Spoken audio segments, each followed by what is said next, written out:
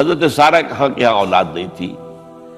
حضرت ابراہیم ہجرت کر کے آئے تھے کہاں سے، پیدا کہاں ہوئے تھے؟ شہر ار، یہ جو عراق کا اس وقت کا سب سے بڑا شہر تھا، صدر مقام تھا، وہاں پیدا ہوئے تھے. وہاں سے ہجرت کر کے کہاں آئے؟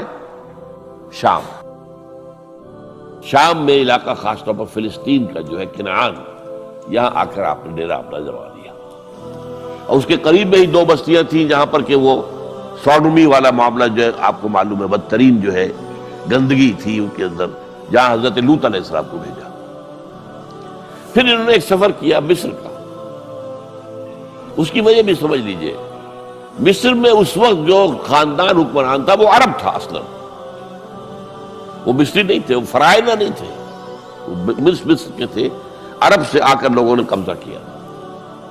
تو حضرت ابراہیم وہاں گئے، وہاں ان کی بڑی پذیرائی ہوئی. ایک حادثہ سا بھی ہوا کہ یہ اندیشہ تھا کہ کہیں حضرت سارہ بہت خوبصورت تھی تو کوئی بادشاہ جو ہے، وہ بادشاہوں کے اپنے انداز ہوتے ہیں، تو کوئی جو ہے کوئی غلط حرکت نہ کرے. تو کہا کہ سارہ سے کہا کہ میں جب یہ مجھ سے پوچھے گا یہ کون ہے تو میں کہہ دوں گا میری بہن ہے. نہیں میں کہوں بیوی تو پھر تو وہ کہے گا ٹھیک ہے پھر یہ اب میں لیتا ہوں اس کو، بہن ہے. بہرحال اس میں جو بھی ہوا اللہ تعالیٰ نے حضرت سارہ کی عزت بھی بچائی. وہ معجزہ دیکھا حضرت ابراہیم کی طرف سے جو اللہ نے پیش کیا، جیسے حضرت سارہ کو مصر کے بادشاہ کی اس غلط نیت سے بچائے رکھا. پھر اس شخص نے جو ہے اپنی بیٹی ہاجرہ یہ خدمت میں پیش کی. یہ ہاجرہ کنیز نہیں تھی، یہ اصل میں یہودیوں نے مشہور کر دیا ہے. یہودی کہتے ہیں کہ اصل بیوی تو تھی حضرت سارہ، اور سارہ کے ہاں اولاد بعد میں ہوئی ہے، وہ ہے اسحاق. اسحاق کے بیٹے ہیں یعقوب، یعقوب کی اولاد ہم ہیں، تو اصل تو ابراہیم کی اولاد ہم ہیں. ہاجرہ جو ہے تو کنیز تھی، لوڈی تھی، لہذا اس کی وہ عزت ہی نہیں. اسماعیل تو وہ عزت ہی نہیں، اسماعیل کا وہ مقام ہی نہیں. یہ یہودیوں کا قول ہے. لیکن وہ اصل میں کنیز نہیں تھی، وہ بیٹی تھی، شہزادی تھی. بلکہ تاریخ نے اپنے آپ کو پھر دہرایا ہے کئی ہزار سال بعد. حضور نے صلح حدیبیہ کے بعد جب خطوط لکھے ہیں دعوتی بادشاہوں کے نام، شہنشاہ ایران، شہنشاہ روم، مقوقس مصر، نجاشی حبشہ، خطوط لکھے، تو مقوقس جو ایک طرح کا بادشاہ تھا، پیٹریارک تھا، جو الیگزینڈریا کا، اس نے اکرام کیا حضور کے جو سفیر تھا، ان کا بڑی عزت کی، احترام کیا. اور پھر حضور کی خدمت میں دو جو ہے خواتین کو بھی بھیجا. اب اس زمانے میں یہی رواج دنیا کے اندر چلتے تھے. اور یہ گھوڑا بھیجا، دلدل، وہ جو حضور صلی اللہ علیہ وسلم کا بہترین گھوڑا تھا. تو انہی میں سے ایک کنیز جو ہے ان سے حضور نے نکاح کیا، ماریہ قبطیہ. اور ماریہ قبطیہ سے اللہ نے اولاد دی حضور کو عمر کے آخری درجے میں. حضرت ابراہیم نام رکھا ان کا. روڈ کی سائیکل مول ہو رہا ہے. ابراہیم گئے تھے مصر، وہاں سے ہاجرہ آئی، اور اس سے اسماعیل ہوئے، اسماعیل سے یہ ساری نسل چلی، محمد پیدا ہوئے. محمد کے نکاح میں پھر مصر سے آئی ہوئی ایک خاتون آئی ہے ماریہ قبطیہ، ان سے جو پیدا ہوئے ان کا نام ابراہیم رکھا. تو یہ گویا کہ یہ ایک عجیب سائیکل ہے. بہرحال لیکن جب حضرت سارہ نے دیکھا کہ میرے ہاں تو اولاد نہیں ہو رہی، تو حضرت ابراہیم سے کہا کہ میں آپ ہاجرہ کے ساتھ آپ جو ہے ذر و شوقت کا معاملہ قائم کر لیجئے، تو اللہ آپ کو ان کے ذریعے سے اولاد دے دے. مجھے تو امید نہیں ہے کہ میرے ہاں اولاد ہو. تو اس پر حضرت ابراہیم نے ان کے ساتھ وہ رشتہ قائم کیا، اور اللہ نے اسماعیل کا تھا بیٹا دے دیا. اب اللہ تعالیٰ نے حکم دیا ہاجرہ اور اپنے اس بیٹے کو لے جاؤ اور جاؤ وہاں بواد غیر ذی زرع، جاؤ وہاں حجاز کی اس وادی کے اندر، وادی غیر ذی زرع، وہاں ان کو چھوڑو. اب یہ امتحان دیکھیے، توکل کا امتحان. حضرت ابراہیم لے آئے، کوئی متنفس نہیں، کوئی گھاس تک پیدا نہیں ہو رہی. کوئی درخت کا ہونا تو اور بڑی بات ہے کہ کہیں کھجور کا درخت ہو یا کوئی اور درخت ہو، پانی نہیں. پانی کا ایک مشکیزہ تھا ابراہیم کے پاس، وہ چھوڑ دیا، کچھ کھجوریں تھی وہ دے دی اور چلے۔ حاجرہ پوچھتی ہے ہمیں کس کے پاس سارے چھوڑ کے جا رہے ہیں؟ کہنے لگے اللہ کے۔ یہ ہے توکل، اللہ کا حکم ہے، دعائیں مانگ مانگ کر رب ہب لی من الصالحین فبشرناہ بغلام حلیم۔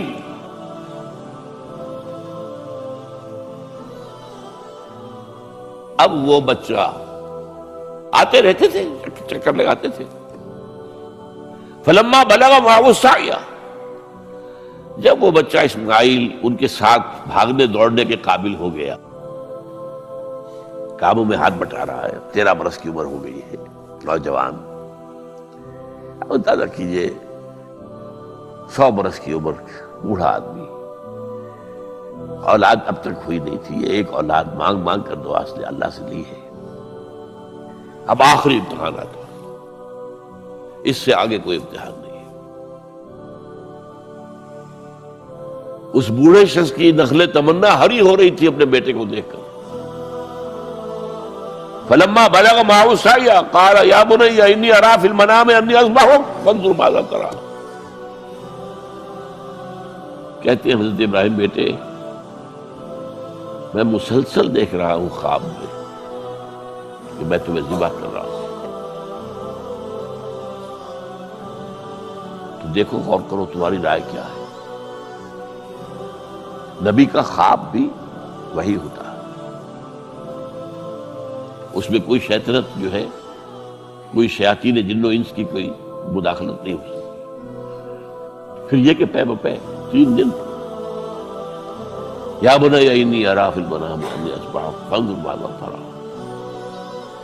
اب جواب سنیے، وہ حلیم، یا ابت افعل ما تؤمر ستجدنی انشاءاللہ من الصابرین۔ ابا جان کر گزریے جو آپ کو حکم ہو رہا ہے، تومر امرتا نہیں، تومر حکم ہو رہا ہے۔ جب 3 دفعہ آپ کو یہ حکم ہو گیا اللہ کی طرف سے تو پھر دیر کاہے پہ؟ یا ابت افعل ما تؤمر ستجدنی انشاءاللہ من الصابرین، آپ مجھے انشاءاللہ صابر پائیں گے۔ یہ وہ صابر اور حلیم ہونے کی شان ہے، جان دینے کے لیے تیار۔ اب یہاں بھی دیکھیے کہ یہودیوں نے اتنی تحریفیں کی ہیں۔ وہ ذبیح اللہ حضرت اسحاق کو کہتے ہیں، یہ بعد میں حضرت اسحاق پیدا ہوئے ہیں، 13 سال بعد، 100 برس کی جب عمر تھی حضرت ابراہیم کی تب ہوئے۔ اب وہ کہتے ہیں کہ ذبیح اللہ جو ہے وہ اسحاق ہے، اسماعیل تھے۔ مروہ پہاڑی، جو مروہ اور یہ موریا، وہاں پر بھی انہوں نے ایک پہاڑی کا نام رکھ دیا مروہ۔ وہ کہتے ہیں یہاں پر اسحاق کو ابراہیم نے ذبح کرنے کی کوشش کی۔ سب بکواس۔ ایک بڑی عمدہ کتاب مولانا فراہی رحمۃ اللہ علیہ کی تھی، عربی، پھر اس کا ترجمہ ہوا، الرأی الصحیح فی من هو الذبیح۔ عربی میں کتاب تھی کہ ذبیح کون تھا، اسماعیل یا اسحاق، اس کے بارے میں صحیح رائے کیا ہے، یہ اس کتاب کا موضوع۔ تو انہوں نے تورات کے حوالے سے ثابت کیا ہے۔ اصل میں ہوتا کیا ہے، چور لاکھ چیزیں چھپا بھی جائے اپنی تو کہیں نہ کہیں کلو چھوڑ جاتا ہے۔ آخر تفتیش ہوتی ہے، پولیس والے بھی جانتے ہیں، کہیں نہ کہیں سے کوئی نہ کوئی کلو جو ہے، اب ساری چیزوں کو سمیٹنا مشکل ہوتا ہے اس کے لیے، تو اس کے اندر وہاں کلو موجود ہے، اسحاق اس کے اندر تورات کے اندر جس سے ثابت ہوتا ہے، انہوں نے ثابت کیا۔ الرأی الصحیح فی من هو الذبیح، اس کا میں نے ترجمہ شائع کیا تھا جب میں نے ابتدا کی ہے لاہور میں آ کر اپنے کام کی 1965 میں، تو دارالاشاعت الاسلامیہ میں نے قائم کیا تھا اپنا ایک دارالاشاعت پبلشنگ ہاؤس، اس سے وہ کتاب شائع کی تھی میں نے۔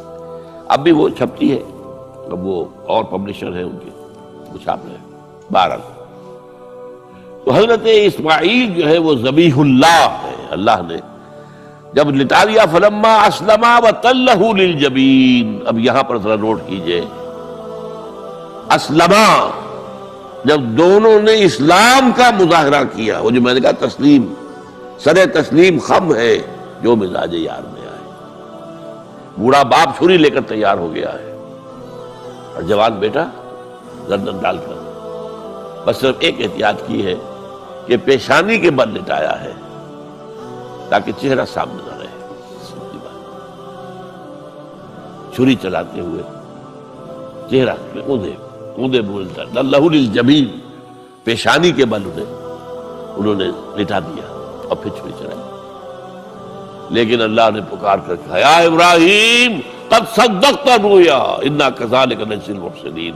اے ابراہیم بس تم نے اپنا خواب پورا کر دیا. میں نے آج سے بہت پہلے مضمون لکھا تھا اس وقت، تو میں نے کہا تھا جس کا امتحان لیا جا رہا تھا وہ فیل نہیں ہوا، ممتحن کو بس کرنی پڑی ہے، اللہ کو بس بس بس. ان ھذا لہو البلاء المبین. اے ابراہیم واقعتاً یہ بہت بڑی آزمائش تھی، اس میں تم پورے اتر گئے ہو. یہ میں نے آپ کے سامنے زندگی کا جو پورا ایک نقشہ ہے ابراہیم کا، ہر قدم پر امتحان، ہر قدم پر امتحان، ایک سے ایک کڑا امتحان، ایک سے ایک بڑا امتحان، اور آخری امتحان یہ تھا ان ھذا لہو البلاء المبین. جب ممتحن یہ کہتے بھائی بات تم بہت پرچہ واقعی میں نے بہت مشکل سیٹ کیا تھا، کمال ہے تم نے بہت عمدہ حل کیا، تو اس سے بڑی شاباش کیا ہوگی. لیکن اس کے ساتھ یہ ہے کہ اب اگلا موضوع آ رہا ہے میرا، جہاں تک تو معاملہ آ گیا، یہ قربانی جو ہے اس کو پھر ہمیشہ کے لیے اب سنت ابراہیم کے طور پر جا باقی رکھا گیا. عین اس وقت جنت سے ایک میڈا ان کی جگہ آ گیا. حضرت اسماعیل کو کوئی قدر نہیں پہنچی، کچھ بھی نہیں، میڈا ذبح ہو گیا.